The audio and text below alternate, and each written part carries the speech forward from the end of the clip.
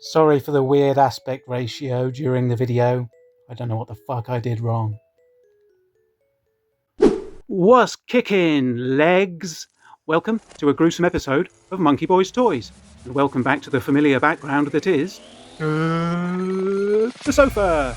Thanks very much for joining me again, and happy Halloween. Here's a small painting of a cat to look at. Now, this episode is not for the squeamish, the faint of heart, or indeed anyone with any taste. You have been warned. Now, before we get into the video, I guess I should remove the painting of the cat. There we go. Okay, so this week we're returning to the gruesome delights of McFarlane's 2001 line, Tortured Souls. Now, a quick recap for those of you unfamiliar with the line. Tortured Souls is an extremely unpleasant toy line created by Clive Barker, yes, Hellraiser, and Todd McFarlane. Now, there were two series of 6-inch figures, each featuring 6 characters.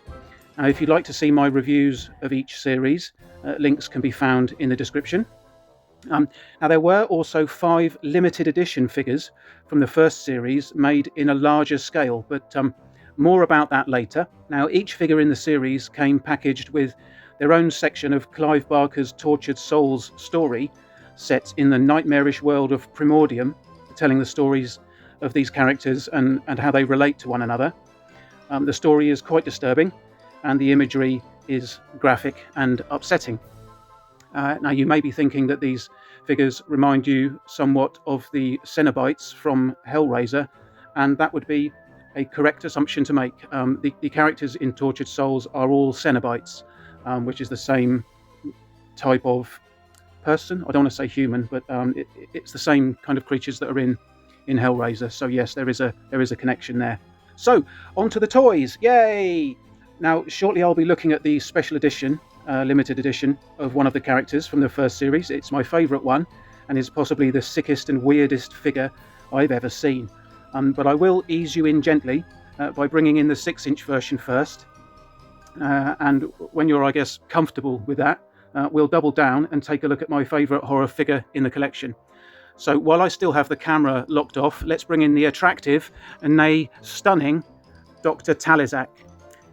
Also known as the Surgeon of the Sacred Heart, Dr. Talisac is a demented genius who spends his time performing hideous surgery and twisted experiments of flesh and form. Here we see he's hanging by his face by 6 hooks attached to a gibbet-like type of apparatus. If the camera will focus, here we go. Here's the whole thing here. So it's very much a hangman scenario, except he's hanging from his mush. So yeah, there we go. How Dr. Talisac manages to get any work done is anybody's guess. So aside from the face hooks, he's also supported by a robust hooked blade on which he's impaled. If you can just see that going into his back there. Oh, his blood pack's fallen off. Never mind. Yes, this hook goes into his back, impaling him, and it protrudes slightly from the front as well. I don't know if you can see that there, but it's coming out of a rather suggestive-looking orifice in his chest there. So, if you can see also here, several parts of his body have been flayed, which seems unnecessary and sort of inconsequential. But there is also one other sort of main peculiarity to his anatomy, which I shall now explain, which is here. Now, Talisac believed he would be responsible for the second coming by way of the second virgin birth, and to that end he removed his own genitals and replaced them with an external uterus in which a creature was gestated, which you can just about see through the lining of the womb there. But more about that creature later. As you can see, he is connected up to a series of tubes with a blood pack, which should clip onto the top of the frame there. It's just fallen off momentarily. Yeah, there we go. We can see him there in all his glory. So before I get to the main feature of the video, I need to go handheld because the item's too big to frame properly. Twice the size, twice the fun. So brace yourselves. And here we have the 12-inch Dr. Talisac. Now, apologies for the shaky camera. My hands are not very steady at all. I still can't frame this whole thing in the camera because of the size of it. But I'll do my best to move the camera sort of round the figure while I talk a little bit more about it. I will have to at some point use one hand for the camera and another hand to manipulate the figure. But I'll do the best I can for you guys. Please bear with the shaking.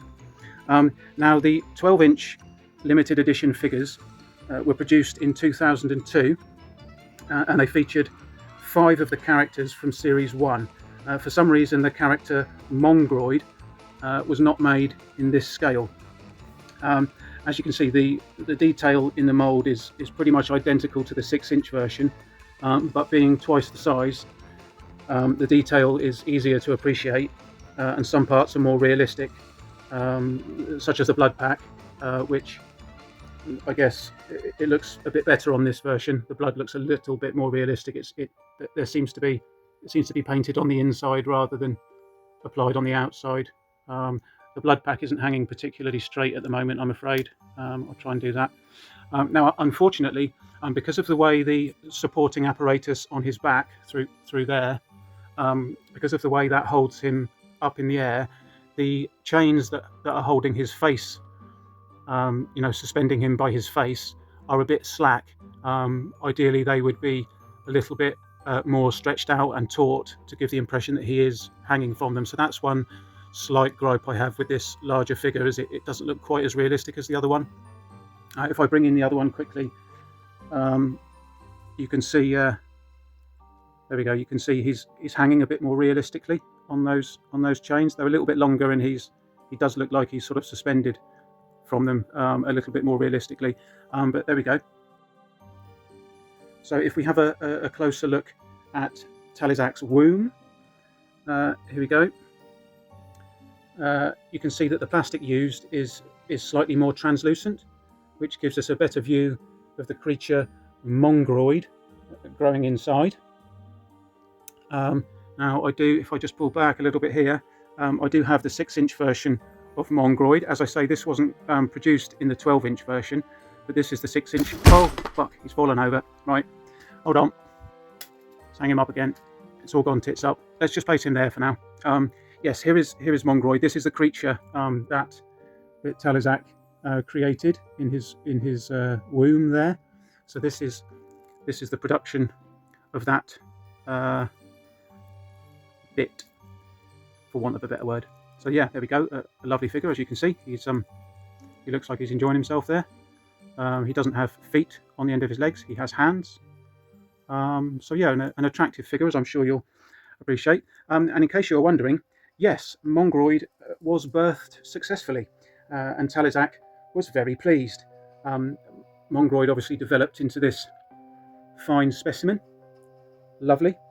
And Talisac's story came to a grisly end when Mongoloid became large enough to turn on his father and creator and eat him. Oh, Clive, you are silly.